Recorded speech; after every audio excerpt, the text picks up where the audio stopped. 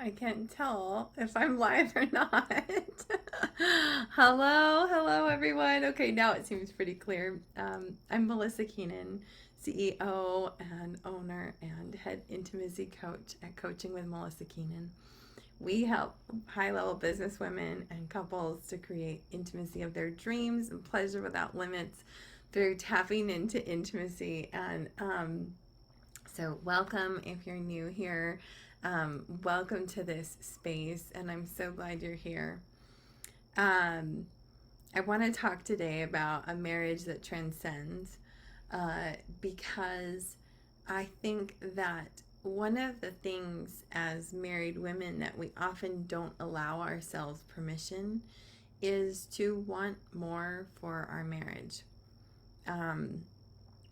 If we want more for our marriage, maybe that means that we're actually somehow unhappy with what we already have. Does this relate? Does this land for you as you're watching this? I think that's false. What we see commonly is if people are going to work on their marriage, it's because something's wrong. Am I right? That's all I see out in media and stuff. You know, and among friends and things. That's what I grew up seeing. If you were in marriage counseling, it meant something big was happening and it was bad. And so a lot of times, I'll even in engaging with women online, I'll sense this like hesitancy to even say that you want something more in your marriage. And I find this so fascinating.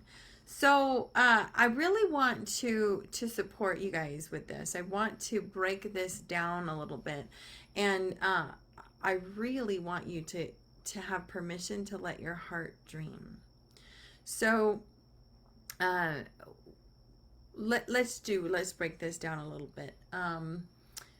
What I see, and particularly if you've been married for some time, 5 years, 10 years, 15, 20 years even, is there's such a desire for the marriage to be succeeding that we would rather only talk about how the marriage is good than ever look at any of the parts that maybe aren't quite working the way that we expected them to, or we're even less willing to look at the nights that we've cried ourselves to sleep because something actually really hurt us. We're more willing to just brush stuff under the rug, thinking like everything is fine, like it's okay. It was bad yesterday, but today's a new day, and we're going to just move on. So what that creates is a complacency in our marriages. And so many of us are in this pattern. I mean, it is like almost all the marriages that I see, all the women that I talk to.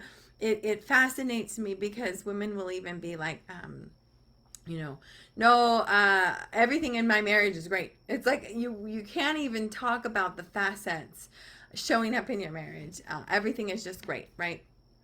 Um, and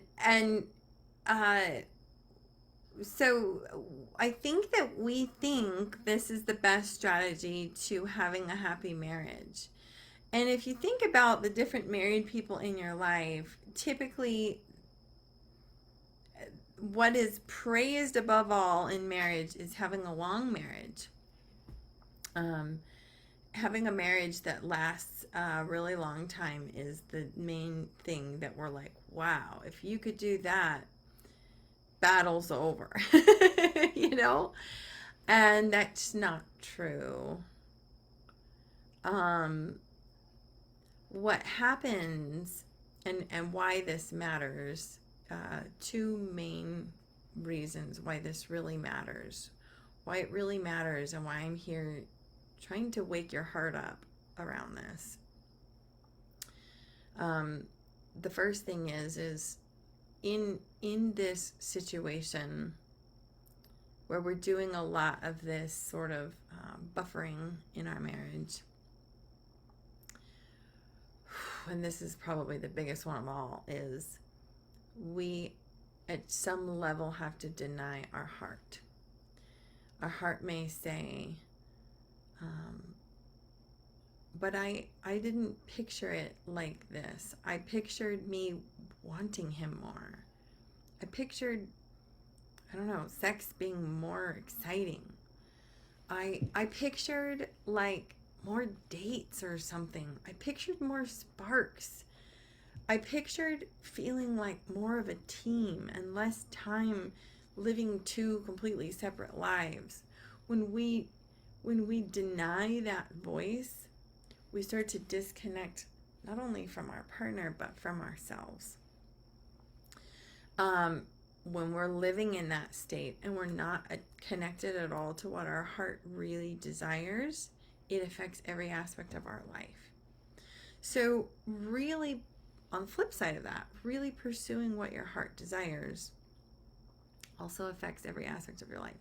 If you open and give yourself permission to unlock this a little bit, even if it's just a little bit, cracking the door open and going, what would I want if I was going to let myself want more in my marriage?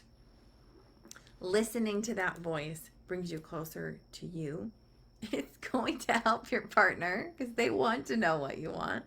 And so it will bring you closer to your partner, but it's also going to bring you back to your power. It's going to affect every aspect of your life, right? The other part of this, when we just keep, sort of like buffering our marriage in this way, is we end up in a situation where in our marriage we are not harnessing the power that's there.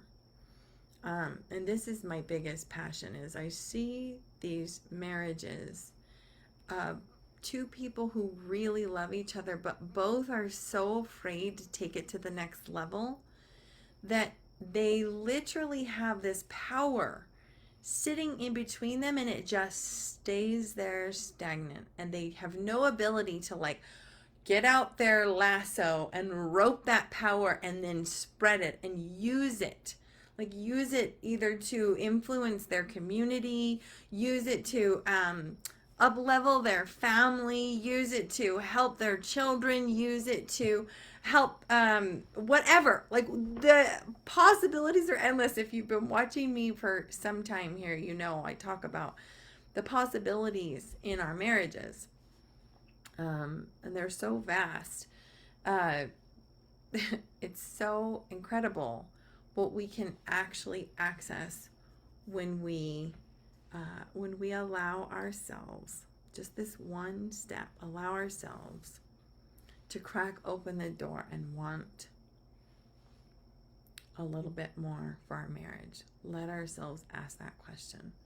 So it's funny because I think that we praise the notion of everything is just great. I have a fantastic marriage, and and we say that, we just say that, it's our blanket statement. The funniest thing is, what's the most asked question you have about your marriage is, oh, how long have you been married? And then whatever you say, oh, great, that's wonderful, right? As if that's the only measure, again, of a good marriage, or of an excellent marriage, or of a marriage that's actually like nourishing and fulfilling and feeding your soul. We say this, and we then refuse to dig a little deeper. And so we think that those who are saying that belong to the club of people who have great marriages. And then those of us who have, maybe we have complaints, or maybe we have just like next level desires, or maybe we have big, huge problems or whatever. It's like there's two categories of us: those who have great marriages and those who don't, who are struggling. And then we put ourselves in these boxes, in these categories, and it's like, when you're in over here in the my marriage isn't great category, you feel trapped. It's like, oh, well, I don't even know how to access my heart's desire, so I won't even know really what the benchmark looks like when we pass over to the other side. Does this land, you guys? I don't even necessarily know what that would look like, what that would feel like to say we're in the Great Marriage Club. And then the Great Marriage Club, it's a like a big facade. There's a lot of blanketing going on in the Great Marriage Club. And it makes me sad. My heart breaks more for those women than the ones who are squeaky wheels over here, letting people know, asking questions. Because then the next thing you know, she reaches out to me a couple of months later and says, the marriage is over. And it's like, what? I thought you were in the Great Marriage Club. I thought you said, oh, everything's great. We've been married for X amount of years and things are great. Things are great, right?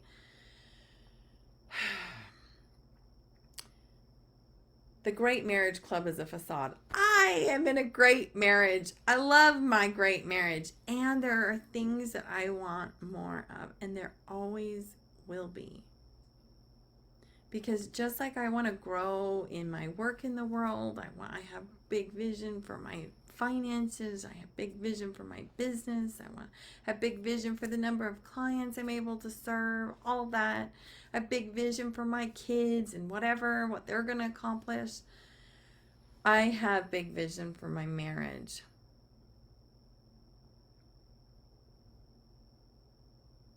And that's good. It's good to let yourself open up your heart just a little bit. So I want to ask you right now, what is it? What is that little heart desire that you have in your marriage? If I'm giving you full permission to actually be in a marriage that transcends. It's a marriage that's always in movement. It's always in progress. It's moving and flowing. A marriage like that is where both partners have their heart open and they're expressing what they desire.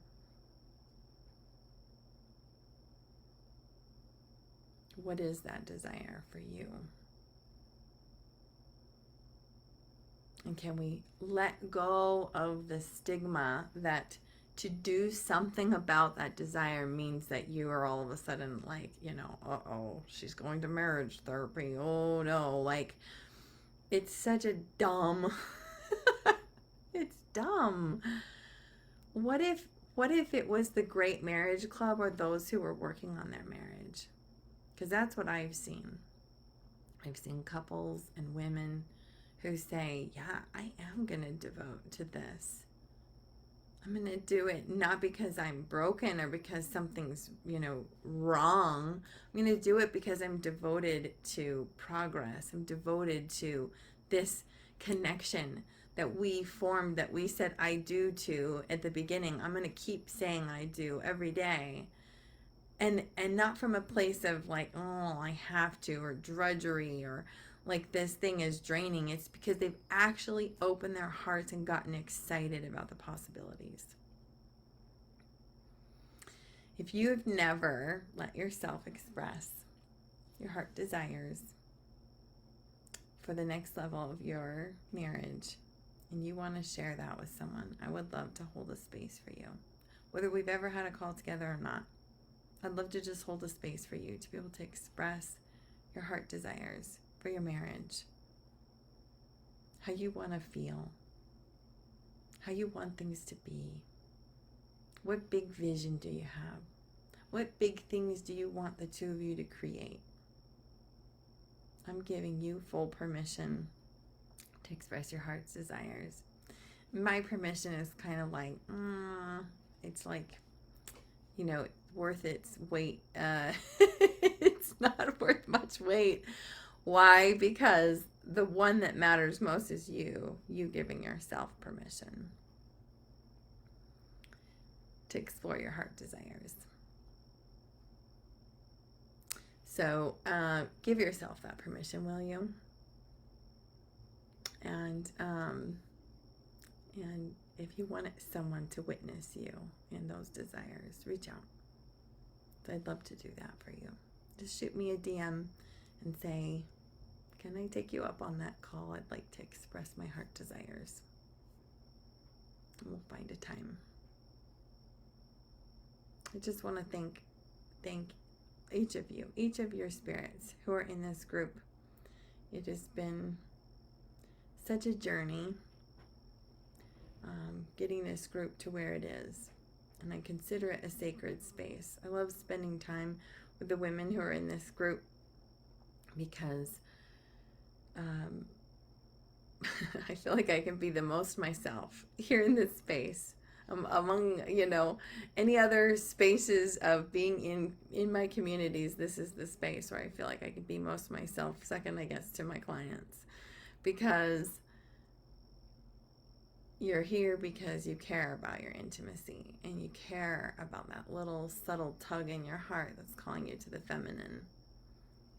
And I care about that too. So thank you to each of you who are here, and I appreciate and value and honor you. Bye, guys.